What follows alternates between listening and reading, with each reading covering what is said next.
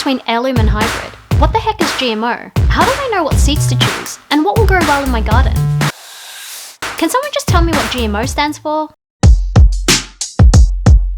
In this video today, I'm going to be answering some common questions along with some tips for first-time seed buyers. So by the end of this film, you will feel a lot more confident with choosing the right seeds for your balcony garden this summer. If you haven't yet, hit the subscribe button and the notification bell, please.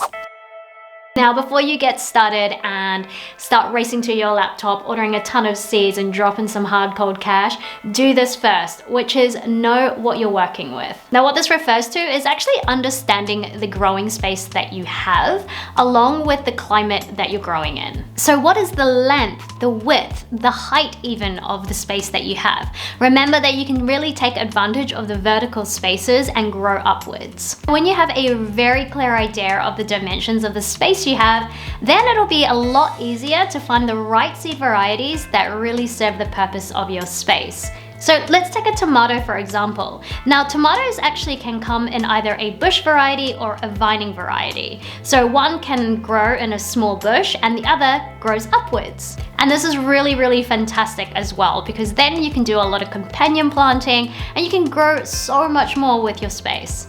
Light is a really big thing, jazz hands. But knowing this is really important. How much full sun do you get on your growing space? The best way to track this is to just observe.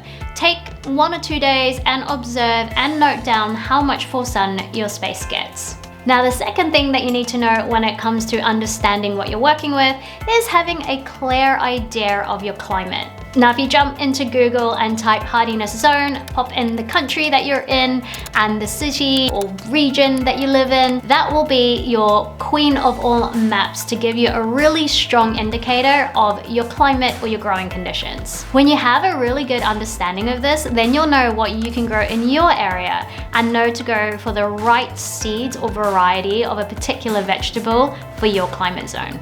Remember, urban growers, that it's not a one-shoe-fits-all scenario when it comes to growing. So make sure, especially if you are constrained with space or light, to really plan ahead. Once you have a plan in mind on how you're going to use the space, knowing what climate you're growing in, then move forward to buying your seeds because you'll know exactly what to be going for.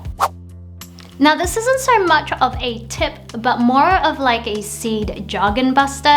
I feel like when I go online, my brain just like explodes because there's so much information when it comes to GMO versus organic, hybrid versus heirloom. And for anyone who's purchasing seeds for the first time, it could actually be a slight deterrent. So right now I'm gonna break them down for you, and I'm also gonna keep it super simple because I think I don't really want you to fall asleep on me. So let's get started with it. GMO stands for genetically modified organisms. So these are seeds where humans swoop in to interfere with nature by adding or injecting genes from another plant to give it more favorable traits that can hold up to things like frost tolerance or resistance to weed killers. But I wouldn't really worry about this because these GMO seeds are really more for like the big guys or the big farmers who are wanting to maximize their harvest, like soybeans or corn. So I wouldn't really sweat this stuff when it comes to GMO seeds. But like, are your seeds even organic? #organic. Jokes aside, when it comes to seeds, organic is pretty much riding the wave of the buzzword. I'm being a truth slayer here, I know, but farmers grow their veggies organically for the seeds inside. And they don't really want to front up the costs when it comes to slapping a certified label on it when it's already organic. So lesson here, do not panic if the seeds aren't organic on the packet.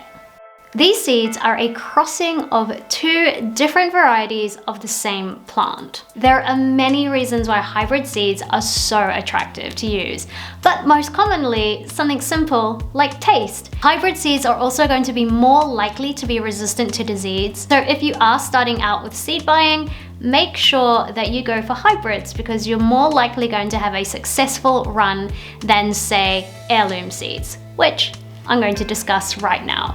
Heirloom seeds are seeds basically that your great-grandparents would have used. They're really just old seeds that have been passed down from generation to generation. Now, word on the urban grow street is that they are actually a little bit harder to grow because they lack resistance to disease. So if you are someone who wants to rise up to the challenge, by all means, grow heirloom seeds.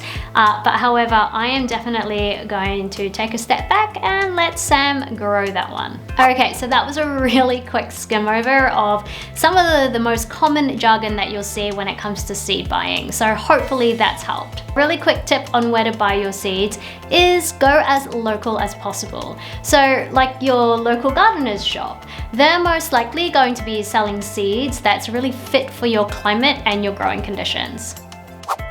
This tip is basic as, but it does get often overlooked, which is grow what you like to eat. Unless you're growing for the sake of Instagram per se and all you care about is garden envy, then please be my guest and grow everything under the sun. Pun intended. But really, grow what you like to eat. Otherwise, you're gonna be wasting a ton of space on food that you're gonna end up having to give away because you just don't eat it. Bonus tip. If you're new to the growing game, don't go guns blazing and grow everything under the sun. Instead, try growing some really easy plants where you're gonna get a successful win. Think beans, peppers, squash, herbs, really easy to grow. Now, the reason why I say this is because, well, you want successful wins and it'll keep you motivated to keep growing season after season. This week sort of feels like that safety chat, you know, just before you're about to go on the roller coaster or do something really extreme and fun, and you have to get that safety talk prior to. This is what it feels like for me. But however, it is really important that you do know what you're doing with your space, your growing conditions, before you start buying a ton of seeds and start propagating them. Because if you don't know what you're doing, then it will definitely knock your confidence back just that little bit. So enough of this pre-chat, and I'll see you next week. We finally get to get our hands dirty to seed start and propagate your first seeds.